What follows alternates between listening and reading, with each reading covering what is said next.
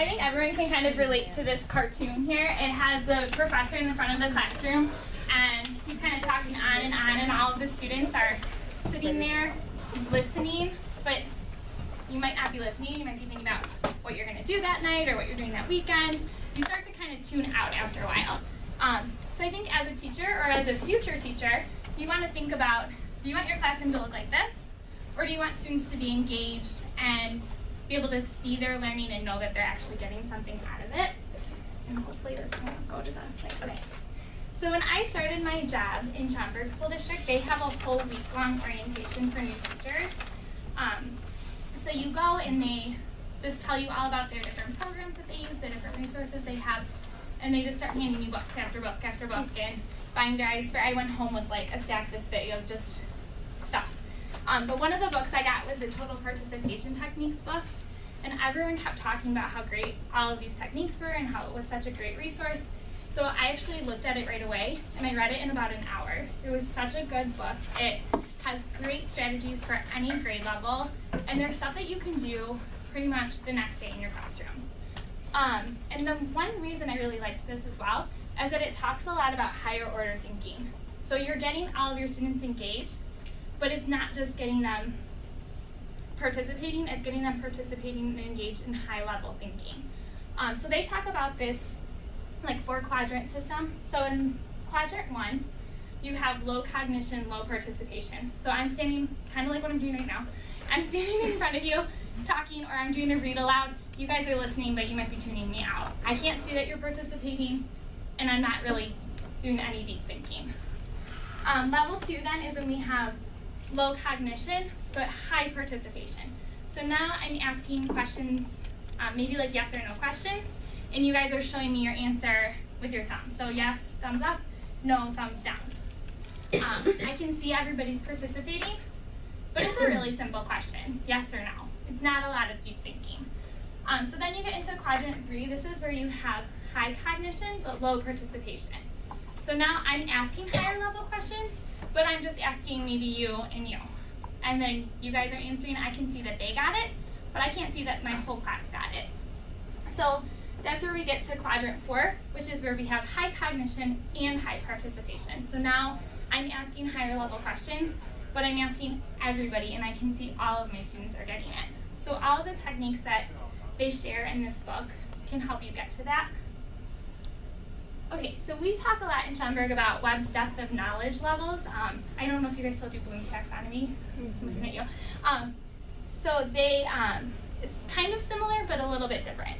So this is just 4 different levels. So level 1 is the basic recall kind of questions. Level 2 is where you get more into the skiller concept. So this is like compare and contrast, classify, infer, make predictions, those types of things. Level 3 and level 4 are where you start to extend your thinking. So you're asking students to synthesize, to cite their evidence, to kind of put everything together and apply concepts. These are really hard questions to come up with on your own. And I actually have a paper, I don't know if I have enough, but it has the levels, and then on the back it has the question stems. So I carry this around with me a lot when I'm teaching, and just have it next to me. So I know I can come up with a level 3 question that's gonna stretch my students, but it's hard to come up with on your own. So these are good questions to pre-plan for your lessons, and just to think about. So I'm just gonna pass some this way, and that way you guys can grab one.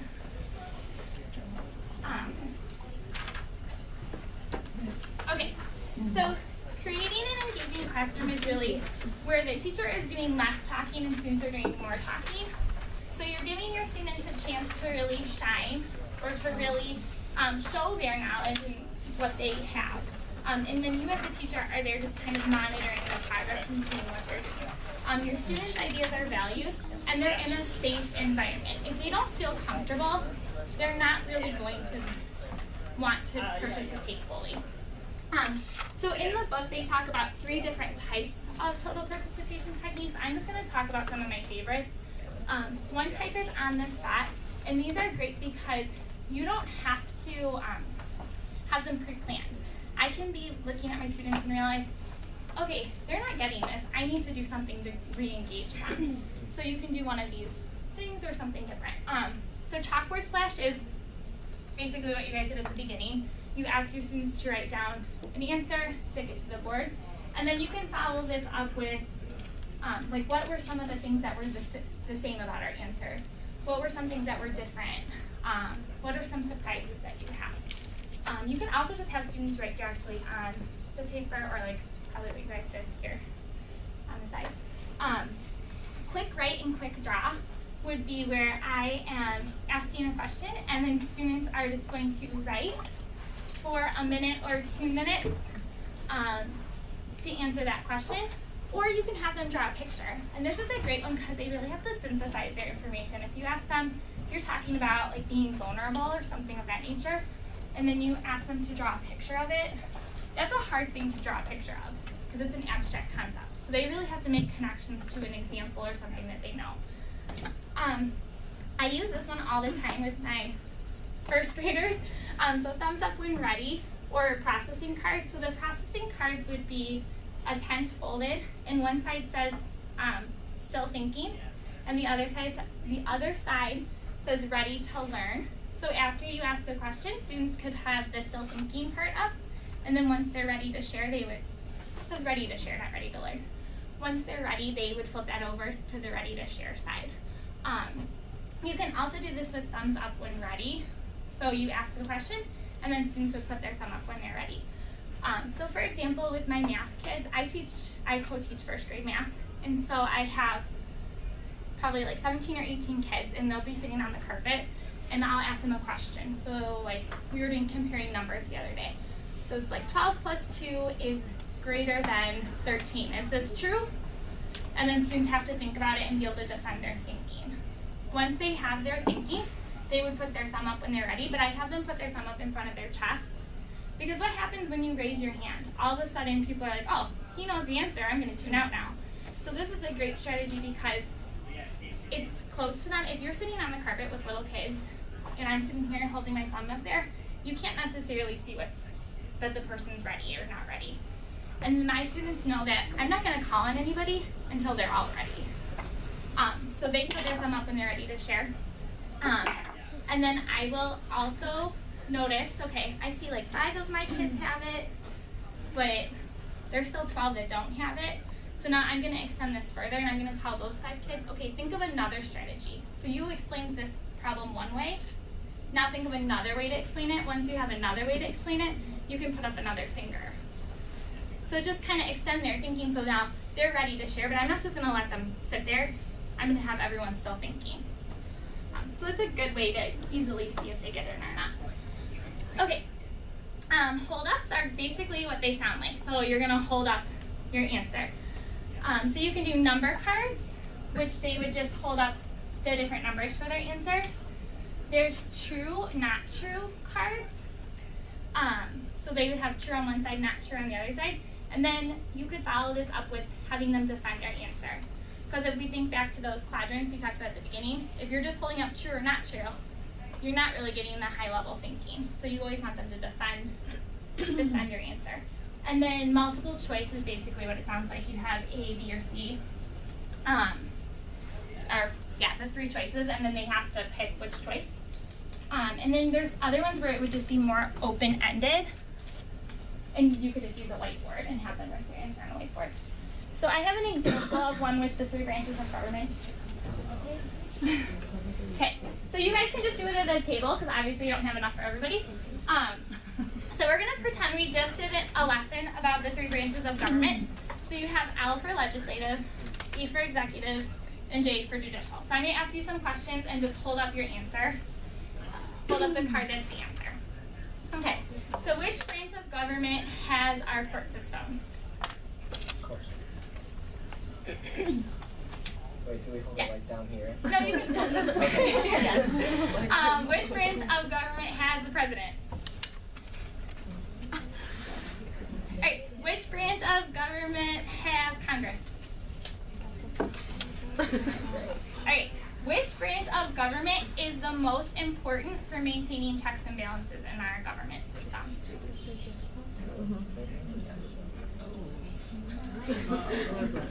Okay, so obviously you can see what I did there. I started with more basic questions, I noticed everybody knows the branches of government. So now that I see everyone got it, I can ask more higher level thinking questions. So you can see you can still ask high level questions even with something like a hold up. You can pick your answer, and this table might say legislative, this table might say executive, and that could create some good conversation amongst your students as well. It doesn't work. Okay. The last types are movement things, and so one of them is 3 threes in a row. So this would be, you would have 9 questions on a paper. It would be 3 columns and 3 rows, and then you would fill in the box with the question. And students would take their paper and they would move around the room, and then they would ask their partner one of the questions. They would summarize what their partner answered in the box, and then answer a question for their partner, and then they would switch people until all 9 boxes are filled. Bounce cards are these ones. So you can have, there's different types. There's bounce, sum it up, and inquire. So basically what you would do is you give students a question, and then they're going to use these cards to bounce around the room and be able to either bounce ideas off of one another, sum up the ideas that their partner said, or ask questions. This is a great strategy for your ELL students because they might not have a lot of language to be able to have good academic conversation, and so these cards or these sentence starters help them frame their conversation in a positive way so that they actually have good conversation about the topic. So we're going to try these. I don't have enough for everybody again, so we'll have to kind of share, but I was going to give everybody a set, but you guys can just maybe take one.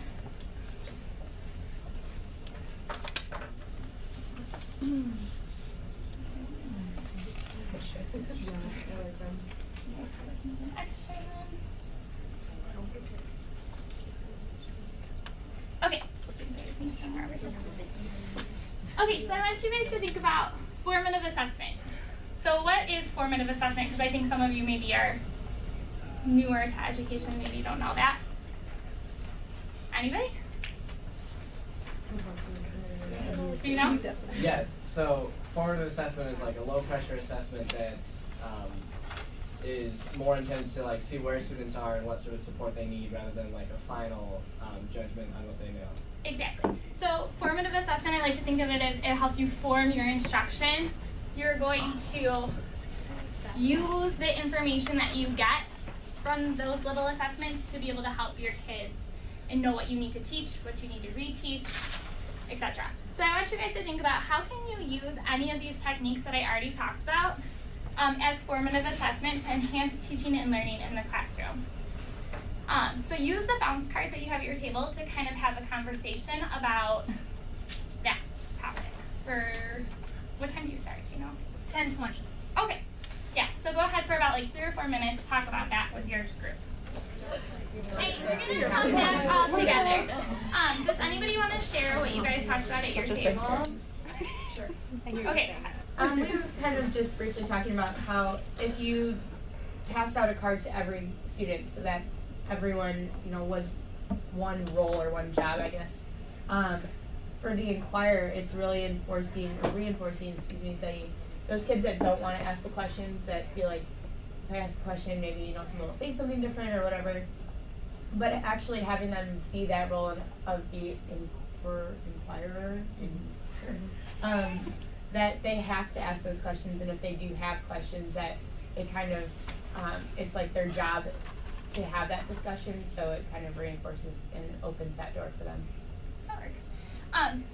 So also just going back to some of the other techniques for formative assessment, you can use the chalkboard slash as a formative assessment. So I could have you guys do this when you came in and see what you know and what questions you have, and then I could have you do it again before you leave. And then I can see where did my students grow.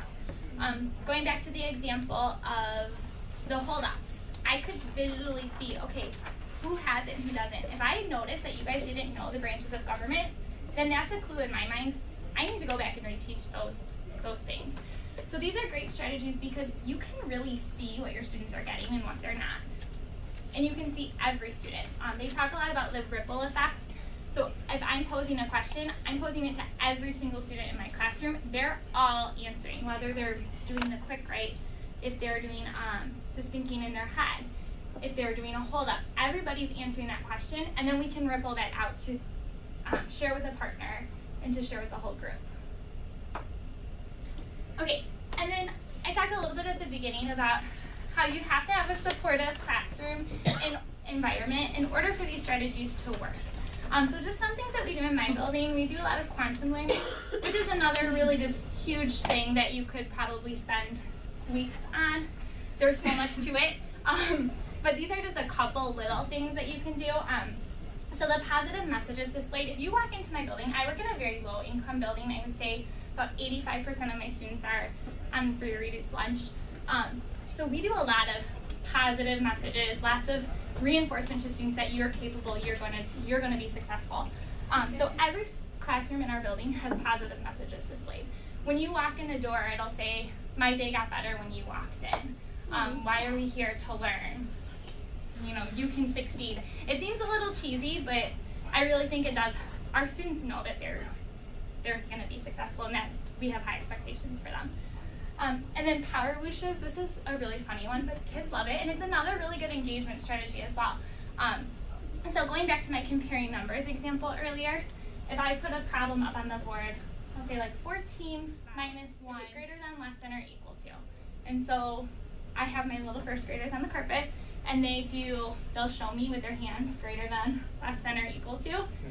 And then I'll call on a student and say, okay, now read the number sentence to me, because the symbols don't necessarily show that they understand the concept. So I'll ask them to tell me what it says. So one student will say, okay, 13 minus 1 is equal to 12. And then I'll say, how do you know that?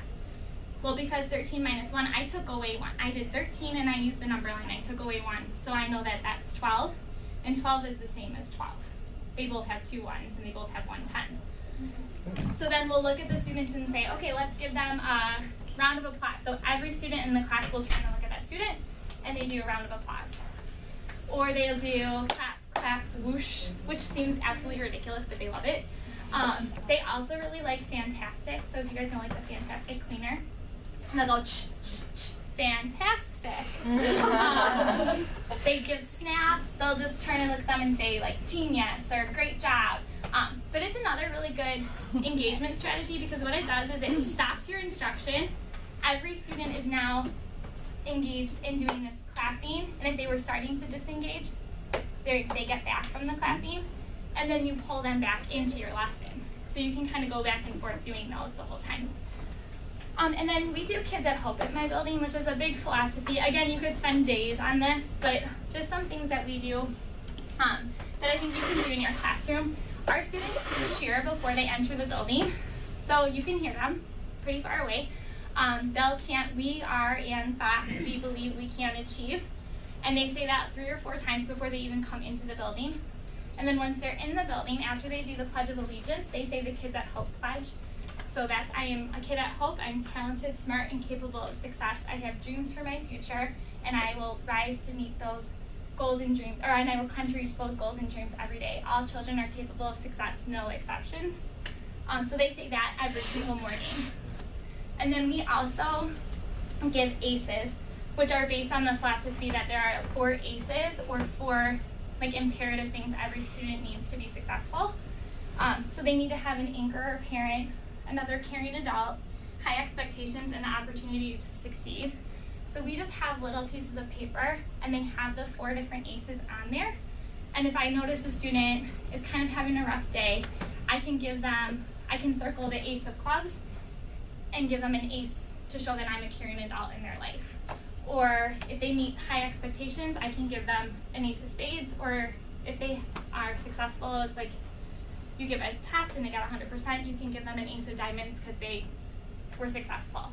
Only the parents can give the ACE of hearts. So we as teachers only give the other 3 ACEs. But these may not necessarily be engagement strategies, but I think they're really important to help you develop relationships with your students so that they're comfortable in your classroom, so that they will participate and do all of the engagement strategies that we talked about earlier. So does anybody have any questions for me? I think we have about 5 minutes. Yeah? I have a question. when it comes to whole class participation, is there ever an issue with one student who's just like, well, I'm not going to do this, and then like it's difficult because you have to pick that battle of, well, am I going to force every student to participate, or just sort of like letting it slide? No, I have not really had that problem. I work with first and second graders, so they're pretty enthusiastic about everything. So I don't know, maybe once you get into older grades, but I think a lot of these strategies are so engaging, and they get to talk to friends, and they get to, you know, write things down, and they get to try different stuff. They get to move around the classroom, but they really do want to participate in them. So as long as you make it, I mean, with little kids, you can make anything a game. So as long as you make it fun for them, they'll participate. At least from my experience. Yes. I have a comment. Okay. So I'm actually getting trained right now in the quantum learning that Kori mentioned. I've done 3 out of the 5 sessions, and it has completely changed my teaching techniques. Yeah, it's amazing. It is awesome, and I use it with my 4th graders. I'm actually going to use some techniques with you all today during my presentation. So if you ever get the opportunity to go to a quantum learning conference or read about it, take it, because it's so worth it, and it will completely engage your students regardless of how old they are. Yeah, and it's all research-based. It's all brain research. So it's all great strategies, but you know that they're also, I don't know, you know that it's coming from somewhere, that there's something behind it, which is nice. Any other questions?